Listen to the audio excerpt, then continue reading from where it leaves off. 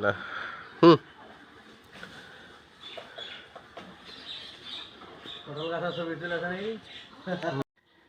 অনেকগুলো কাঁঠাল পেয়ে গেছে, আপনাদেরকে দেখাই।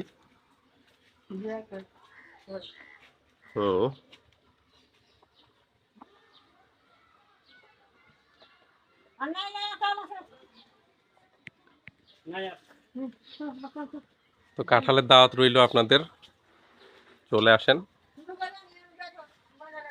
গাছ পাকা কাঁঠাল, যেখানে থাকি সেখানে সাধারণত এরকম গাছ পাকা কাঁঠাল খুঁজেও পাওয়া যায় না।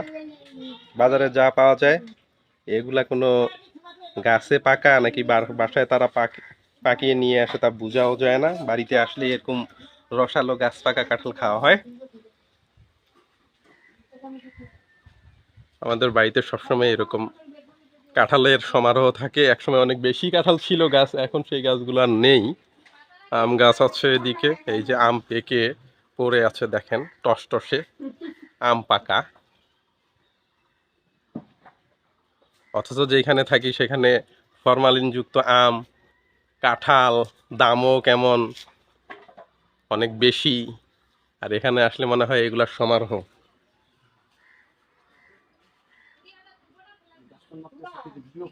আমার ছোট ভাই বিখ্যাত আলেম, আলেমে দিন পঞ্চগড়ে, তার চেহারা একবার দেখে নিন।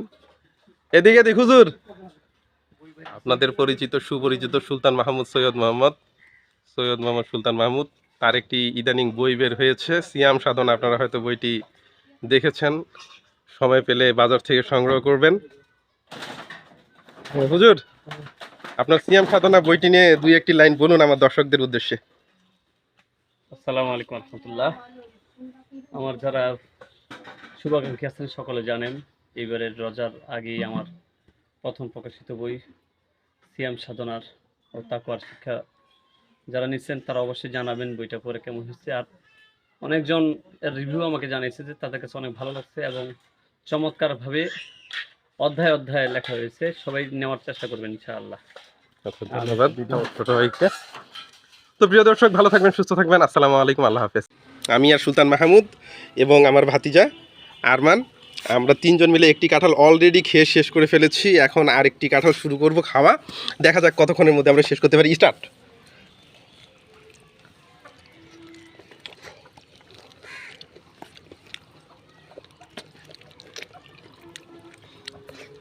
আমি ভাত খাইলাম একটু আগে, আমিও খেয়েছি ভাত, এরপর আমরা খেব। সুস্বাদু, একবারে মজাদার। জীবনে অনেক ফুড রিভিউ হয়েছে, এবার কাঁঠাল রিভিউ দিয়েছে নাকি? Natural, 100% natural, pure authentic natural এবং কঠোর।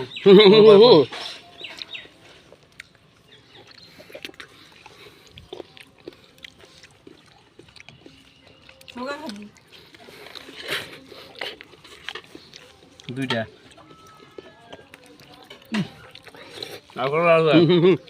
আর যায় না ভিতরে, হয়েছে শেষ। দুটো খেলো।